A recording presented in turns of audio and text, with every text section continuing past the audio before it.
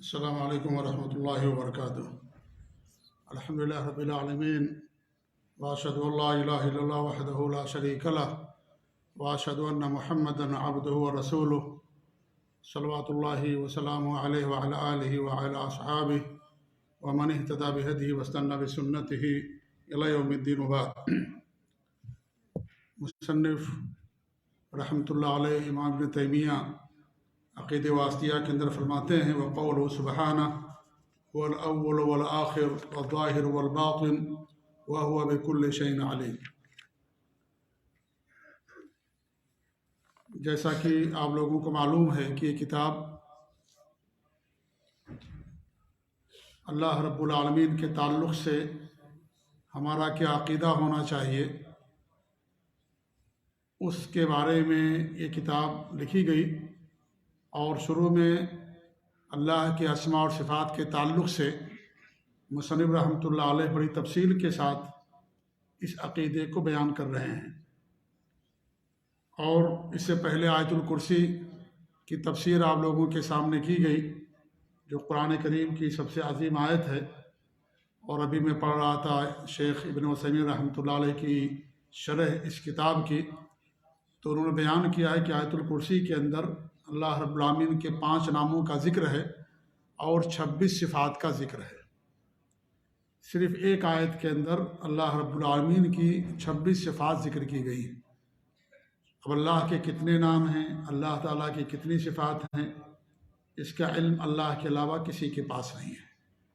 یہ جو آیت پیش کی گئی ہے، مصنف نے جو پیش کی ہے، اس آیت کے اندر اللہ رب العالمین کے 4 نام بیان ہوئے ہیں۔ یہ سورہ حدید کی آیت ہے اور یہ آیت نمبر 3 ہے۔ اللہ وہ فرماتے ہیں مصنف رحمۃ اللہ علیہ وقولہ سبحانہ، اللہ رب العالمین کا یہ فرمانا کیا هو الاول والآخر والظاہر والباطن، کہ اللہ ہی اول ہے، وہی آخر ہے، وہی ظاہر ہے اور وہی باطن ہے، وہو بکل شیء علیم، اور اللہ رب العالمین کو ہر چیز کا علم ہے۔ علیم بھی اللہ تعالیٰ کا ایک نام ہے، گویا کہ 5 نام اللہ رب العالمین کے اس چھوٹی سی آیت کے اندر بیان ہوئی ہے۔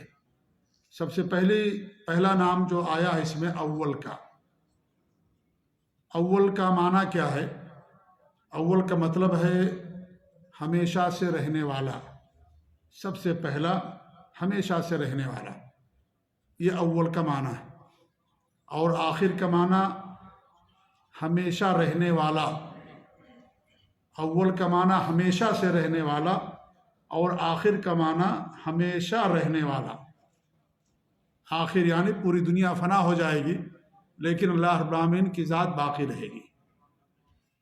والظاہر، اور ظاہر کا مطلب ہے معنی کہ اللہ رب العالمین سب پر غالب، اور اللہ رب العالمین سب پر بلند، اللہ تعالیٰ ہی کا حکم چلتا ہے، لہذا اس کا حکم سب پر غالب ہے۔ اور والباطن کا مطلب ہے کہ اللہ رب العالمین سب سے قریب، باطن کا مطلب کہ اللہ تعالیٰ سب سے قریب اور مخفی اور پوشیدہ باتوں کا علم رکھنے والا ہے۔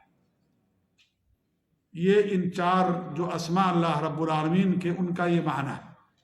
اس کی تفسیر ان اسماء کی خود اللہ کے رسول صلی اللہ علیہ وسلم نے فرمائی ہے، جیسا کہ صحیح مسلم کی روایت ہے کہ اللہ کے رسول صلی اللہ علیہ وسلم جب بستر پر جاتے تھے تو سوتے وقت ان کلمات کو پڑھا کرتے تھے۔ کون سے کلمات ہیں؟ اللہم رب السماوات السبع ورب الارض ورب العرش الکریم، اے اللہ تعالیٰ تو ہی 7 آسمانوں کا رب ہے، تو ہی زمین کا رب ہے، اور تو ہی عرش عظیم کا رب ہے، اور ربنا ورب کل شیء، تو ہی ہمارا رب ہے اور ہر چیز کا تو ہی رب ہے، پوری کائنات کا رب اللہ رب العالمین ہے۔ ومنزل التوراۃ والانجیل والقرآن، اور بعض باتوں کے اندر فرقان کا لفظ ہے کہ تو ہی تورات کو نازل کرنے والا، انجیل کو نازل کرنے والا، اور قرآن جو فرقان ہے، حق اور باطل کے درمیان تفریق کر دینے والی کتاب ہے، تو ہی اس کا نازل کرنے والا ہے۔ اللہم انی اعوذ بک من شر کل شیء انت آخذ بناصیتہ، اللہ رب العالمین ہم ہر چیز کے شر سے تیری پناہ چاہتے ہیں، ہر شر کی ہر شر سے تیری پناہ چاہتے ہیں، تیری مدد چاہتے ہیں۔ انت آخذ بکل ناصیتی، اللہ تعالیٰ تو ہی ہر چیز کی پیشانی کو پکڑنے والا، یعنی سب اللہ تعالیٰ کے ہاتھ میں، اللہ ہی کے ہاتھ میں پوری دنیا کے خزانے ہیں، سب کچھ اللہ تعالیٰ کے حکم ہی سے ہوتا ہے۔ پھر کیا آپ نے فرمایا اللہم انت الاول فلیس قبلک شیء، اللہ تعالیٰ تو ہی اول ہے، تجھ سے پہلے کوئی چیز نہیں ہے۔ وانت الاخر فلیس بعدک شیء، اور تو ہی باقی رہنے والا آخری ہے، فلیس بعدک شیء، تیرے بعد کوئی چیز نہیں ہے۔ وانت الظاہر فلیس فوقک شیء، تو ہی غالب ہے، تیرے اوپر کسی کو کوئی غلبہ حاصل نہیں ہے، تیرے اوپر کوئی نہیں ہے، تو ہی سب سے بلند ہے، تو ہی سب پر ظاہر ہے، تو ہی سب پر غالب ہے۔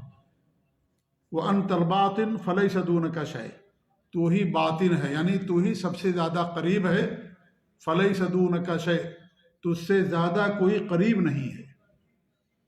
اور یہ علم کے لحاظ سے ہے، قدرت کے لحاظ سے ہے، ورنہ ذات کے لحاظ سے اللہ رب العالمین عرش پر جلوہ افروز ہے۔ تو اللہ اپنے علم اور قدرت کے لحاظ سے سب سے زیادہ قریب، ہر ایک کے ساتھ اللہ رب العالمین اپنے علم کے لحاظ سے، لیکن ذات کے لحاظ سے اللہ رب العالمین عرش پر جلوہ افروز ہے۔ تو ان الفاظ یا ان اسماء کی تفسیر اللہ کے رسول صلی اللہ علیہ وسلم نے فرمائی۔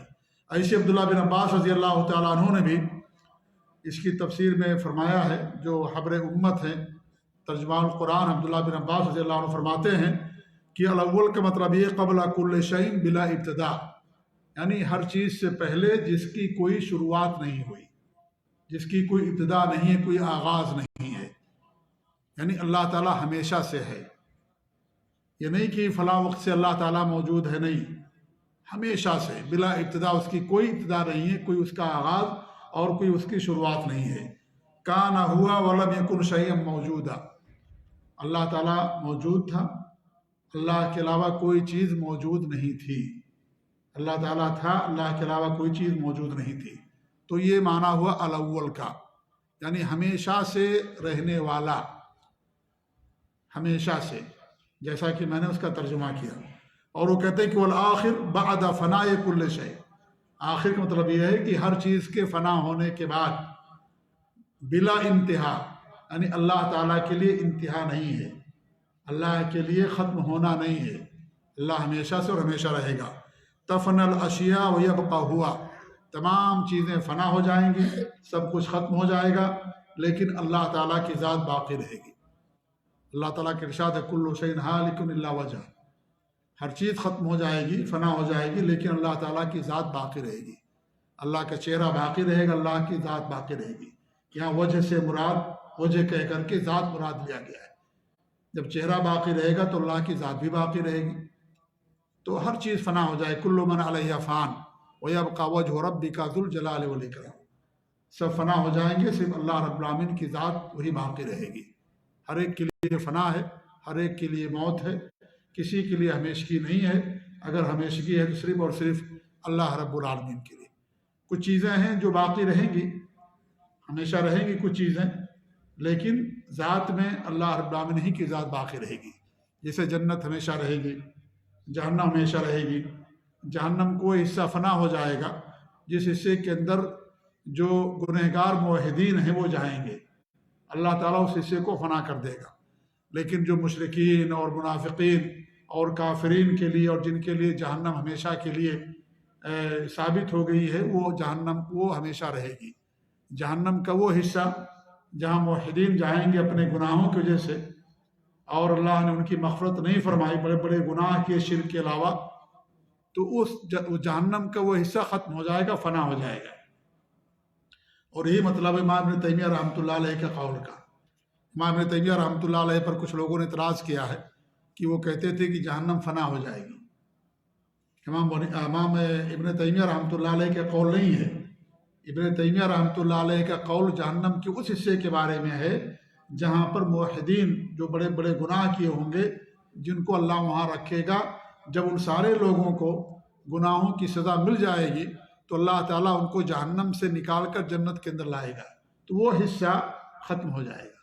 وہ امام ابن تیمیہ کا قول ہے، لیکن لوگوں نے ان کے قول کو نہیں سمجھا اور ان کی طرف یہ منسوب کر دیا کہ وہ اس بات کے قائل تھے کہ جہنم فنا ہو جائے گی۔ نہیں، یہ امام ابن تیمیہ رحمۃ اللہ علیہ قول نہیں ہے، اور نہ ہی کسی سلف صالحین کے نہج پر چلنے والے کسی عالم کا قول ہے یہ، کیونکہ جہنم ہمیشہ رہے گی اور جنت بھی ہمیشہ رہے گی۔ جہنم کوئی حصہ فنا ہو جائے گا جس میں موحدین بڑے بڑے جنہوں نے گناہ کیے ہوں گے، جو جس حصے میں اللہ ان کو ڈالے گا وہ حصہ ختم ہو جائے گا، باقی جہنم ہمیشہ رہے گی۔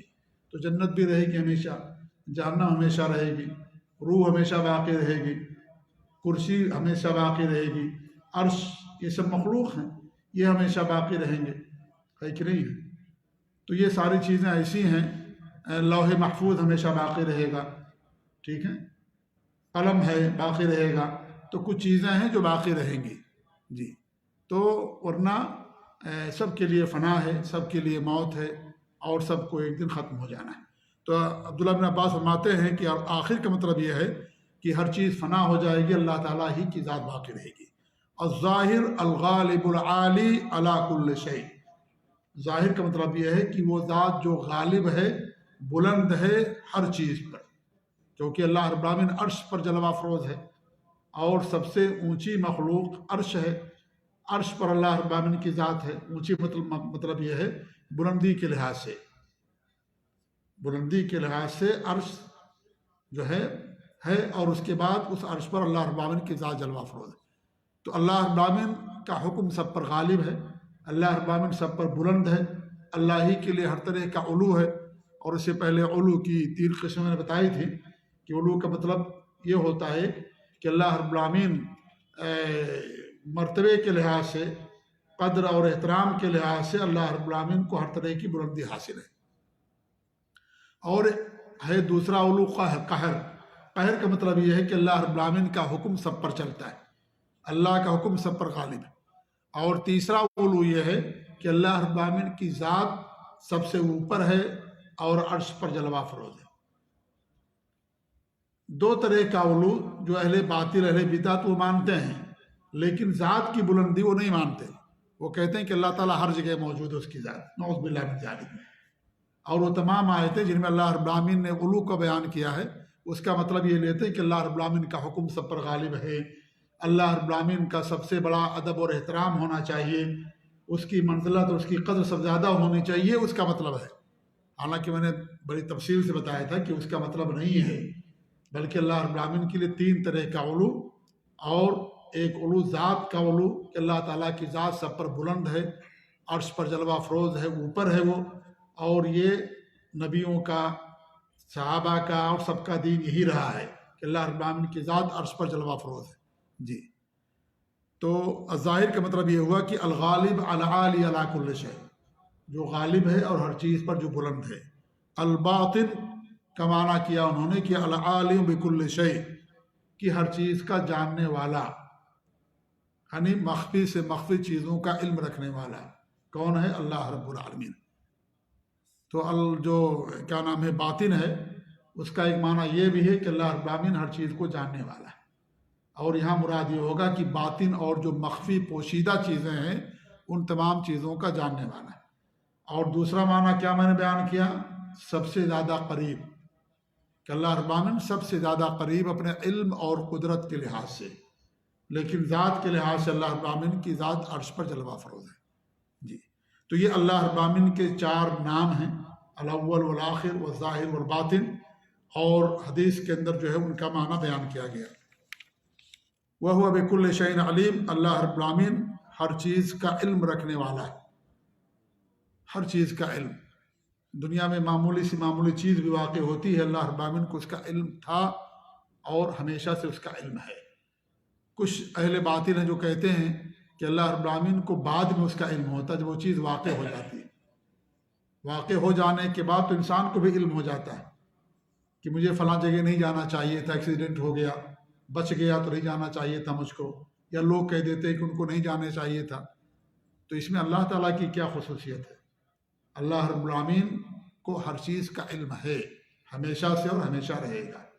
کسی چیز کے واقع ہونے سے پہلے، اس کے پیدا ہونے سے پہلے، اگر اور جو چیز نہیں ہوئی اگر ہوتی تو کیسے ہوتی، ہر چیز کا علم، ایک ایک جز کا اللہ رب العالمین کو علم ہے۔ دنیا میں کوئی بھی چیز اللہ رب العالمین کے علم کے بغیر ہوتی ہی نہیں ہے۔ اللہ کے حکم اور اس کی مشیت کے بغیر کوئی چیز نہیں ہوتی ہے. پتا بھی اللہ رب العالمین کے علم کے بغیر نہیں گرتا ہے، اس کے حکم کے بغیر نہیں گرتا ہے.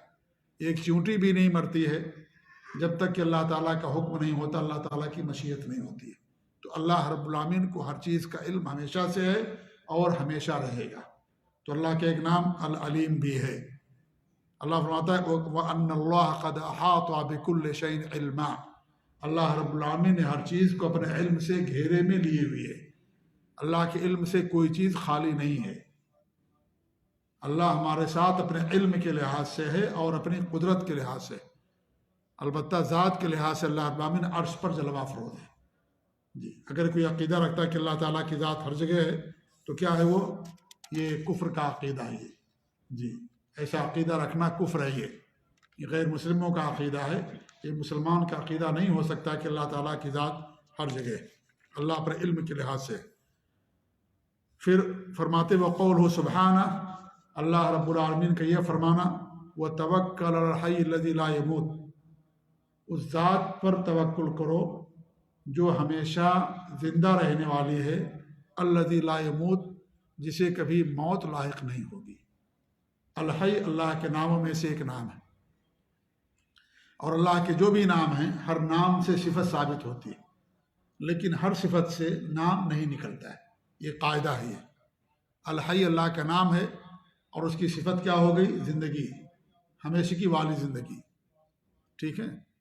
تو اللہ کے ہر نام سے صفت ثابت ہوتی ہے لیکن اس کی صفت سے نام نہیں ثابت ہوتا ہے. جیسے اللہ تعالیٰ آسمان دنیا پر نزول فرماتا ہے، نزول کرتا، اترتا ہے. اترنا صفت ہے، اس سے اللہ تعالیٰ کا نام نازل نہیں ثابت ہوگا. اللہ تعالیٰ کے بارے میں کہ اللہ آئے گا قیامت کے دن، تو آنا اللہ کی صفت ہے، لیکن المجی یہ اسم جو ہے یا جائی یہ صفت اللہ کی نہیں ہے، یہ نام نہیں اللہ رب العالمین کا. ایسے اللہ تعالیٰ غصہ کرتا ہے تو یہ نہیں کہ اللہ تعالیٰ کا نام ہے غاضب یا غضبان، نعوذ باللہ، نہیں. غصہ کرنا صفت ہے، غضب صفت ہے. غضب سے صفت سے اسم ثابت نہیں ہوتا، نام نہیں ثابت ہوتا. البتہ نام سے صفت ثابت ہوتی ہے. تو یہ سب اللہ رب العالمین کے نام الحی، یہ بھی اللہ رب العالمین کا نام ہے، جیسا کہ آیت الکرسی کے اندر یہ لفظ گزر چکا ہے، الحی القیوم. اور یہ نام قرآن کریم کے اندر جو 3 جگہوں پر ایک ساتھ آئے ہوئے ہیں، الحی القیوم، جیسا کہ آیت الکرسی کے اندر اس کا ذکر ہوا. یہاں پر اللہ فرماتا ہے کہ اس ذات پر توکل کیجئے جو ہمیشہ رہنے والی ہے، زندہ رہنے والی، کبھی اسے موت لاحق نہیں ہوگی. اور یہ اللہ رب العالمین کی ذات ہے. ٹھیک ہے. اور توکل کا مطلب یہ ہے کہ اپنے تمام امور کو اللہ کے سپرد کر دینا، اس کو توکل کہا جاتا ہے. اور اس کی تعریف یہ کی گئی ہے، یا علماء نے اس کی تعریف یہ کی ہے کہ منفعت کے حصول اور نقصان کو دور کرنے کے لیے اللہ رب العالمین پر دل سے سچا اعتماد، سچا توکل کرنا، اسباب کو اختیار کرتے ہوئے، اس کو توکل کہا جاتا ہے. اسباب اختیار کر کے اللہ کے ذات پر بھروسہ کرنا، کسی منفعت کے پانے کے لیے یا کسی نقصان کو دور کرنے کے لیے، اس کو توکل کہا جاتا ہے. توکل یہ اسباب چھوڑنے کا نام نہیں ہے. جو انسان اسباب نہیں اختیار کرتا ہے وہ اللہ تعالیٰ کی حکمت میں قد ہے یہ. جی اس لیے توکل کے لیے اسباب اختیار کرنا ضروری ہے. اللہ رب العالمین نے دنیا کی چیزوں کو سبب پر جوڑ دیا ہے، سبب کے بعد وہ چیزیں ہوتی ہیں. آپ شادی کریں گے تب اولاد ہوگی، شادی کرنا یہ سبب ہے ایک. آپ شادی نہ کریں اور اللہ تعالیٰ سے دعا اور امید رکھیں کہ اللہ ہمیں نیک اولاد عطا کر دے، نہیں ہوگا ایسا. زمین سے، پہاڑ سے اولاد نہیں نکلے گی. اللہ رب العالمین اس کو سبب سے جوڑ دیا ہے. تو ایسے ہی سبب چھوڑ دینا یہ توکل نہیں ہے. یہ توکل یہ کہ انسان سبب اختیار کرے، نتیجہ اللہ تعالیٰ کی ذات پر چھوڑ دے. اس سبب پر اس کا اعتماد نہ ہو، اعتماد ہو اللہ کی ذات پر. سبب صرف ذریعہ اور سبب ہے، اس لیے کبھی سبب پایا جاتا ہے لیکن نتیجہ اس کا نہیں نکلتا ہے. کتنے لوگ شادی شدہ ان کے پاس اولاد نہیں ہے، کتنے لوگ تجارت کرتے ہیں لیکن مالدار نہیں ہیں. بہت ساری چیزیں، اسباب پائے گئے لیکن نتیجہ نہیں پایا گیا اس کا. تو سبب پر اعتماد کر لینا یہ غلط ہے. آگے آئے گی بات. سبب کیا ہے؟ یہ صرف ذریعہ ہے. اصل اعتماد اللہ رب العالمین کی ذات پر ہونا چاہیے. لہذا سبب انسان اختیار کرے، بغیر سبب کے اللہ پر توکل کرنا یہ اللہ تعالیٰ کی حکمت کے منافی ہے، اور اس کو توکل نہیں کہا جاتا ہے. اللہ کے رسول صلی اللہ علیہ وسلم کی حدیث ہے کہ لو انکم توکلتم اللہ حق توکلہ، اگر تم لوگ اللہ پر توکل کرو جیسا کہ توکل اور اعتماد کا حق ہے، لرزقکم کما یرزق الطیر، تو اللہ تعالیٰ تمہیں وہ اسی طریقے سے روزی دے گا جیسے چڑیوں کو روزی دیتا ہے. تغدو خماسا وتروح بطانا، وہ صبح کو خالی پیٹ گھر سے نکلتی ہیں گھونسلے سے، اور شام کو پیٹ بھر کر کے اپنے گھونسلوں کو واپس آتی ہیں. یہ چڑیاں ہیں، لیکن انہوں نے سبب اپنایا، گھونسلوں سے نکلے روزی کی تلاش میں ہو پیٹ بھرنے کے لیے، تو سبب کا استعمال کیا انہوں نے. ہمارے نبی نے کہا کہ اگر تم اللہ پر توکل کرو جیسا توکل کرنے کا حق ہے. پھر اللہ فرماتا چڑیوں کو مثال دیا، اور چڑیوں کے بارے میں کہا کہ وہ لوگ چڑیاں جو ہے اپنے گھونسلوں صبح میں نکلتی ہیں اور شام کو پیٹ بھر کر کے واپس ہوتی ہیں. تو توکل کا پہلے ذکر اور یہاں سبب کا استعمال ہو رہا ہے. لہذا معلوم ہوا کہ سبب کا استعمال کرنا توکل کے اندر داخل ہے. توکل میں سبب استعمال کرنا ضروری ہے. بغیر سبب استعمال کیے ہوئے کوئی چیز نہیں ہوتی ہے. دنیا کا نظام اللہ رب العالمین اس طریقے سے بنایا. جی اس طریقے سے ایک حدیث آتی ہے، سنن ترمذی کی روایت یہ بھی، اور ابھی میں نے جو حدیث بیان کی وہ بھی ترمذی کی روایت تھی، کہ اللہ کے رسول صلی اللہ علیہ وسلم کے پاس ایک شخص تشریف لائے اور ان سے کہا کہ کیا میں اپنے جانوروں کو چھوڑ دوں اور اللہ پر توکل کروں؟ تو آپ نے کہا نہیں، اطلقھا وتوکل. انہوں نے یہ کہا کہ اپنے جانور کو چھوڑ دوں اور توکل کروں، یا جانور کو باندھ کر کے توکل کروں؟ تمہارے بھی نے کیا کہا؟ عاقلھا وتوکل، جانور کو باندھنے کے بعد توکل کرو اللہ رب العالمین پر. پہلے سبب اپناؤ، جانور پہلے باندھو، پھر توکل کرو کہ ہمارا جانور بچا رہے گا، ہمارا جانور ضائع اور برباد نہیں ہوگا، گم نہیں ہوگا. یہ نہیں کہ اس کو تم نے چھوڑ دیا پھر اللہ پر توکل کیا، یہ نہیں ہے توکل. پہلے اس کو باندھو، کیونکہ باندھنے کے بعد بھی کیا ہو سکتا ہے؟ جانور ضائع ہو سکتا ہے، گم ہو سکتا ہے کہ نہیں؟ اس کے بعد بھی ہو سکتا ہے، کیونکہ اللہ تعالیٰ کی اگر مشیت نہیں ہوگی تو جانور باندھنے کے بعد بھی کیا ہوگا؟ ضائع ہو جائے گا، یا گم ہو جائے گا، یا چوری کر لیا جائے گا. تو پہلے باندھو، اس کے بعد اللہ رب العالمین پر توکل کرو. پہلے ذریعہ اپناؤ، نتیجہ اللہ رب العالمین کی ذات پر چھوڑ دو. تو توکل یہ کہ انسان کا اسباب اختیار کرنا اور نتیجہ اللہ کی ذات پر چھوڑ دینا، اس کو توکل کہا جاتا ہے. ہمارے نبی صلی اللہ علیہ وسلم کی سیرت کا اگر ہم مطالعہ کریں، آپ کی سیرت کا صرف ہجرت کے واقعے کو ہم دیکھ لیں تو یہ چیز ہمیں سمجھ میں آ جائے گی کہ آپ صلی اللہ علیہ وسلم نے کس طریقے سے اسباب کو اپنایا. آپ نے ہجرت کرنے سے پہلے اٹھنیاں تیار کی، آپ رات کی تاریکی میں نکلے، اور مین دروازے سے نہیں بلکہ پیچھے دروازے سے آپ نکلے، اور 3 راتوں تک آپ نے آ کر کے غار ثور میں قیام کیا، 3 راتوں تک. اور پورے دن بھر کی خبر لانے کے لیے عبد الرحمن جو ابو بکر صدیق کے صاحبزادے تھے ان کو متعین کیا، اور عامر بن فہیرہ جو غلام تھے وہ رات کی تاریکی میں بکریاں لے کر کے آتے تھے جس کا آپ دودھ پیا کرتے تھے. ایسے حضرت اسماء رضی اللہ تعالیٰ عنہ کھانا پہنچا دیا کرتی تھی. اور پھر 3 دن کے بعد جب قریش مکہ کی تگودو اور ان کی ساری محنت ختم ہو گئی، ڈھونڈ ڈھونڈ کر کے پریشان ہو گئے، تو 3 دن کے بعد پھر آپ نے جس کو رکھا تھا راستہ بتانے کے لیے عبداللہ بن اریقط، وہ 3 دن کے بعد وہ آدمی آیا اور پھر ان کو اس راستے سے لے کر کے گیا مدینہ جو عام راستہ نہیں ہے، کیونکہ آپ کو معلوم تھا کہ لوگ مجھے مدینہ ہی کے راستے پر ڈھونڈیں گے، کیونکہ آپ کے تمام صحابہ مدینہ چلے گئے تھے اور سب کو معلوم تھا کہ آپ مکہ چھوڑ کر کے مدینہ ہجرت کریں گے، اور مدینہ کا جو عام راستہ تھا سب کی یہی خیال تھا کہ اسی راستے پر آپ جائیں گے. تو آپ نے اس راستے کو چھوڑ کر کے دوسرا راستہ لیا، سمندر کا راستہ لیا. آپ نے 3 دن کے بعد پہلے سے طے کر لیا تھا کہ 3 دن کے بعد فلاں وقت تم ہمارے پاس آؤ گے. اور کن سے خدمات نہیں؟ جو راستوں کا ماہر تھا، وہ اگرچہ مسلمان نہیں تھا لیکن مامون تھا اور کی ہماری حفاظت کرے گا، اور اس کو پیسے دیے گئے تھے، عبداللہ بن اریقط نام تھا اس کا. تو اس کو 3 دن کے بعد آیا اور پھر ان کو لے کر کے ایسے راستے سے گیا جو راستہ مکہ کے لوگوں کو نہیں معلوم تھا۔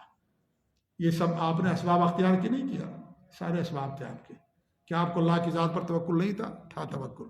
جب آپ غار میں چھپے ہوئے تھے تو حضرت ابوبکر نے کیا کہا تھا، اگر وہ میرے اپنے قدموں کے نیچے دیکھیں گے تو ہمیں دیکھ لیں گے۔ تمہارے بھی نے کیا کہا، لا تحزن ان اللہ معنا، تم غم نہ کرو، اللہ ہمارے ساتھ، یعنی اللہ ہماری مدد کرے گا، اللہ ہماری مدد کرے گا۔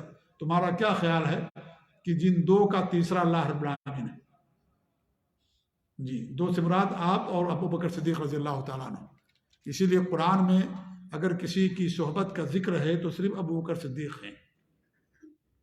ابوبکر صدیق اذ یقول صاحبہ لا تحزن، یعنی تم یاد کرو وقت جب وہ اپنے صاحب کہتے ہیں ساتھی کو، اپنے ساتھی سے کہہ رہے تھے لا تحزن ان اللہ معنا، تم غم نہ کرو، اللہ رب العالمین ہمارے ساتھ۔ اسی لیے سلف صالحین کا اس بات پر اجماع ہے کہ اگر کوئی ابوبکر رضی اللہ عنہ کی صحبت کا انکار کر دے وہ مسلمان نہیں ہے، کیونکہ اس کی صحبت کا ذکر اللہ رب العالمین نے قرآن میں کیا ہے۔ نام نہیں بیان کیا لیکن صحبت کا ذکر کیا ہے۔ نام ذکر کیا زید بن حارثہ کا زید، لیکن صحبت کا ذکر کیا اللہ رب العالمین ابوبکر صدیق کا۔ اس لیے اگر کوئی ان کی صحبت کا انکار کر دے کہ ابوبکر صحابی نہیں ہیں، نبی کے صحابہ میں سے نہیں ہیں، تو اس پر اجماع ہے سلف صالحین کا کہ مسلمان باقی نہیں رہ جاتا۔ کیوں؟ اس لیے کہ وہ قرآن کا گویا کہ منکر ہو گیا، اور قرآن کا منکر ظاہر بات ہے وہ اللہ کا منکر ہے، لہذا مسلمان کیسے ہوگا جو قرآن کا انکار کرنے والا ہوگا۔ جی، اور ان کی بیٹی کے بارے میں یہ اجماع ہے کہ اگر کوئی آج ان کی بیٹی کے بارے میں یہ عقیدہ رکھتا ہے کہ نعوذ باللہ ان سے زنا سرزد ہوا، وہ بھی مسلمان نہیں ہے، کیونکہ اللہ رب العالمین نے ان کی برات کی قرآن کریم میں سورہ نور کے اندر 18-19 آیتیں اللہ نے نازل فرمائی ان کی برات اور کے تعلق سے۔ اگر کوئی ان پر الزام لگاتا ہے گویا کہ قرآن کا انکار کرتا، نبی کی تکذیب کرتا، اللہ کی تکذیب کرتا ہے، اللہ کو جھوٹا مانتا، نعوذ باللہ من ذالک، اور جو اللہ کی اور قرآن کی تکذیب کرے مسلمان باقی نہیں رہ سکتا ہے۔ اس پر اجماع ہے سلف صالحین کا۔ لیکن رافضہ جو شیعہ ہیں ایران کے، دنیا میں جہاں بھی رہنے والے ہیں، سب کا عقیدہ یہی ہے کہ ابوبکر صحابی نہیں بلکہ وہ طاغوت ہیں، کہتے ہیں نعوذ باللہ من ذالک، اور انہیں مسلمان ہی نہیں مانتے۔ اور حضرت عائشہ کے بارے میں ان کا یہ عقیدہ کہ نعوذ باللہ انہوں نے زنا کیا، استغفر اللہ۔ یہ ان رافضیوں کا عقیدہ جن کے بارے میں سلف صالحین کا عقیدہ ہے کہ اگر کوئی اجماع کہ اگر کوئی حضرت عائشہ کے بارے میں عقیدہ رکھے کہے تو مسلمان باقی نہیں رہتا۔ تو بات چل رہی تھی توکل کے تعلق سے کہ توکل کا مطلب کیا ہے۔ توکل کا مطلب یہ ہے کہ اسباب اختیار کر کے اللہ کی ذات پر اعتماد کرنا، نتیجہ اللہ کی ذات پر چھوڑ دینا۔ ہم صرف اسباب اختیار کریں، اسی کو توکل کہا جاتا ہے۔ اسباب چھوڑ دینا یہ توکل نہیں ہے، یہ توکل کے خلاف ہے۔ غیر اللہ پر توکل 3 طرح کا ہوتا ہے۔ ایک تو یہ ہے کہ جن چیزوں میں اللہ رب العالمین نے کسی کو اختیار نہیں دیا ہے ان میں اگر کوئی توکل کرتا ہے تو یہ کیا ہے؟ یہ جی احمد کیا ہے؟ جن چیزوں میں اللہ رب العالمین نے کسی کو اختیار نہیں دیا ان میں اگر کوئی آدمی غیر اللہ پر، کسی مخلوق پر، کسی بندے پر اعتقاد رکھتا ہے، توکل رکھتا ہے، تو اس کو کیا کہا جاتا ہے؟ کیا ہے وہ؟ شرک۔ کون سا شرک؟ ہاں، شرک اکبر ہے، بڑا شرک ہے۔ کیا ہے وہ؟ بڑا شرک ہے۔ پیر صاحب ہمیں اولاد دیں گے، اسی پر توکل ان کو کہ اسی پر بھروسہ ہے پیر صاحب کے اوپر۔ یہ کیا ہے؟ یہ اللہ نے کیا اختیار دیا ہے کسی کو اولاد دینے کا، زندہ کرنے کا، مارنے کا، دنیا کا نظام چلانے کا؟ اللہ رب العالمین نے اختیار کسی کو نہیں دیا۔ اگر ان چیزوں میں جن میں اللہ رب العالمین نے کسی کو اختیار نہیں دیا، اگر ان چیزوں میں آدمی کسی پر توکل رکھتا ہے تو اللہ رب العالمین کے ساتھ بڑے شرک کا ارتکاب کرتا ہے۔ اور بڑے شرک کا مطلب یہ ہے کہ وہ ہمیشہ ہمیشہ جہنم میں رہے گا اگر اس نے توبہ نہیں کیا تو۔ ایسے آدمی پر جنت حرام ہو جاتی ہے، ہمیشہ ہمیشہ ایسے لوگ جہنم کے اندر رہیں گے۔ دوسری قسم یہ ہے کہ انسان اسباب پر بھروسہ کرے، ٹھیک ہے؟ کس پر بھروسہ کرے؟ اسباب، جو جائز اسباب ہیں اسی پر بھروسہ کرے، ٹھیک ہے؟ تو یہ کیا ہے؟ یہ شرک اصغر ہے، ماشاءاللہ، یہ چھوٹا شرک ہے۔ توکل ہمیں اللہ کی ذات پر ہونا چاہیے، صرف اسباب اور ذرائع ہیں، یہ اصل نہیں ہیں۔ جیسے مثال کے طور پر دوا شفا کا ذریعہ ہے، اب آپ یہ کہیں کہ دوا پر توکل ہمارا ہو جائے کہ ہی ہم کو شفا دینے والی چیز ہے، تو کیا ہوگا؟ یہ اللہ کے ساتھ یہ شرک ہوگا، لیکن چھوٹا شرک، کیونکہ اللہ رب العالمین اس کو سبب بنایا ہے۔ اگر سبب نہ ہو تو بڑا شرک ہو جائے گا۔ جیسے کوئی موبائل گلے میں باندھ لے اور کہے کہ میرا کینسر ختم ہو جائے گا۔ اللہ نے موبائل کو گلے میں باندھنے سے کینسر کے دور کرنے کا سبب نہیں بنایا، ٹھیک ہے؟ تو جس کو اللہ نے سبب نہیں بنایا، اگر آپ اس کو سبب بناؤ گے تو یہ بڑا شرک ہو جائے گا۔ لیکن جو اللہ نے سبب بنایا ہے وہ صرف سبب اور ذریعہ ہے، دینے والا اللہ رب العالمین ہے۔ اگر آپ اس پر اعتماد کر لیں گے تو یہ چھوٹا شرک ہوگا۔ دوا کیا ہے؟ شفا کا ذریعہ ہے۔ اگر آپ دوا کو شافی سمجھو گے تو چھوٹا شرک ہوگا، ٹھیک ہے؟ لیکن اگر آپ لوہا اپنے گلے میں لٹکا لیں، کہیں کہ اس سے مجھ کو شفا مل جائے گی، تو کون سا شرک ہوگا؟ شرک اکبر ہوگا، کیونکہ لوہے کو اللہ نے شفا کا ذریعہ نہیں بنایا ہے کہ گلے میں آپ لوہا لٹکا لو اور کو مجھے شرک جو ہے شفا مل جائے گی۔